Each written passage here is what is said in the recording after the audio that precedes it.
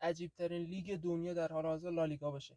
لالیگایی که اتلتیک مادریدش میاد 5 تا به رئال مادرید میزنه، رئال میاد 3 تا به بیلبائو میزنه و بیلبائو میاد 1-0 اتلتیک مادرید رو میبره. من فقط یه سوال دارم. یه زمانی راجع به اسپالتی میگفتم چجوری 3 تا دفاع راست گذاشت و باز هم از سمت راست گل خوردیم. الان میخوام یه سوال بپرسم، چجوری توپی که بین 3 تا مدافع آبی پوش اتلتیک مادرید وجود داشت رو نیکو ویلیامز اینقدر راحت تونست مهاجم هافک خودشون رو در پشت محوطه صاحب توپ کنه و چه ضربه خفنی زد. کاری واقعا از دست اوبلک بر نمیاد.